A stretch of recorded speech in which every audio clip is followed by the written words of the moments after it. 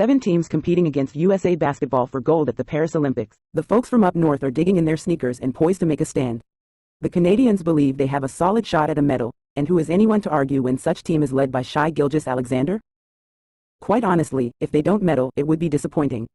This 2024 team is the direct result of the growth of basketball in Canada over the last few decades, fueled by the NBA's Toronto Raptors franchise. Either their current players, Shai, RJ Barrett, who's averaging 21.7 points in this tournament, and Jamal Murray, grew up watching Vince Carter and Tracy McGrady or their fathers did. Credit also goes to the Steve Nash effect. There are 10 NBA players on the roster, more than anyone except the USA. And here they are, looking to upgrade the bronze medal won last year in the World Cup.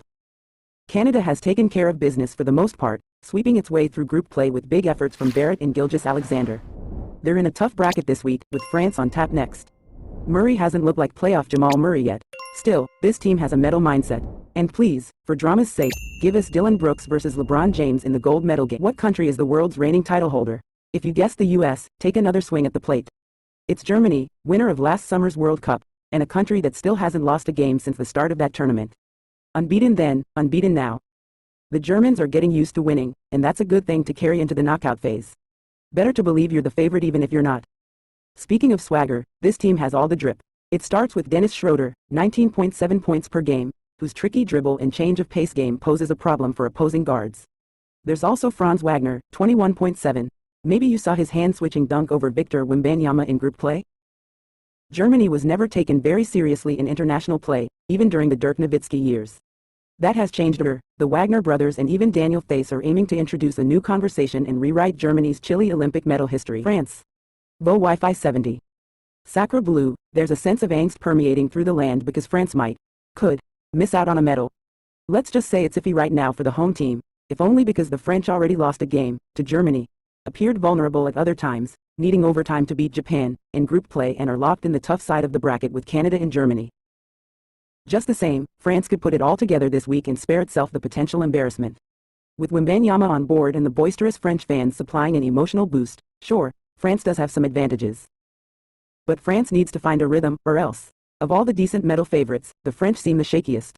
The Wemby-Rudy Gobert combo has yet to send a chill through the opposition, and guard play seems inconsistent. Serbia. This team has yet to assemble a performance against a quality team that would give anyone the belief that it can cause trouble. Nikola Jokic is a very convincing argument by himself, but that's the problem, he seems by himself. The Serbs are bringing decent players, but none that are keeping opposing coaches sleepless. Even their narrow win over South Sudan was aided, according to South Sudan, by some generous officiating. Anyway, Serbia has a potentially tough quarterfinal against Australia, then what would be a third game this summer against the USA, in the semifinals, where Joe Embiid, Anthony Davis and Bam Adebayo would be waiting for Jokic. Australia. The Boomers are fortunate to make it this far after losing 2 out of 3 in group play.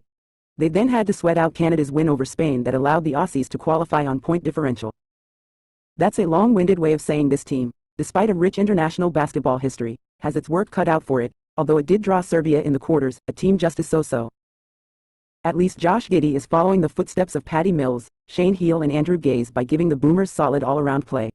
For someone who was tossed overboard by Oklahoma City this summer, this experience could be a wake-up for Giddey, who's averaging 15 points, 8.7 rebounds and 6.7 assists. The most dominant player in these Olympics?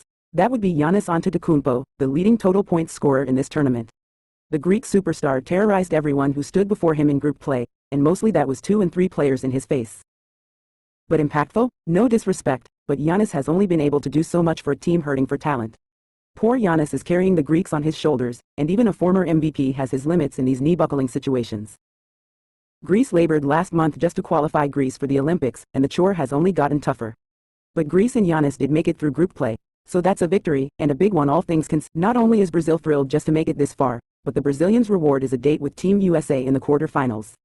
Their stay could be short. Brazil has spunk, though, and is hardly short on effort. What the Brazilians lack in NBA talent, they compensate with energy. Also, if Vitor Benite gets hot, the Americans will be forced to adjust. He's shooting 59% from the floor and 56%